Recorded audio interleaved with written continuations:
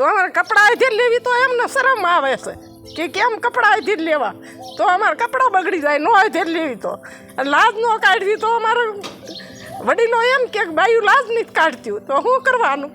અમરેલીના બાબરા તાલુકાના તાઈવદર ગામના ગૌરીબેનની વેદના સાંભળો. 5 વર્ષથી આ ગામના લોકો પીડા ભોગવી રહ્યા છે.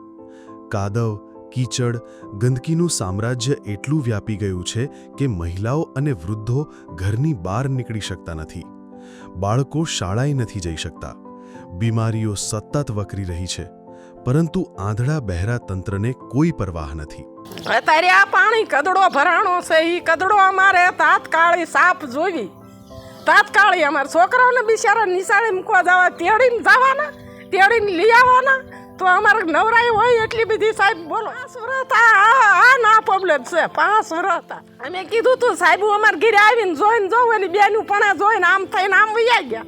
એ કે અમારા કપડાં બગડી જાય, તો હું અમારા કપડાં નથી બગડતા.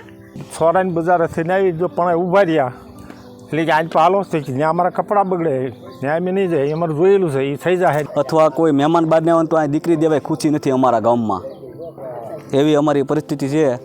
અને રજૂઆત અવારનવાર રજૂઆત કરી, પંચાયતમાં કરી, પણ કોઈ જાતની ધ્યાન દેવામાં નથી આવતી.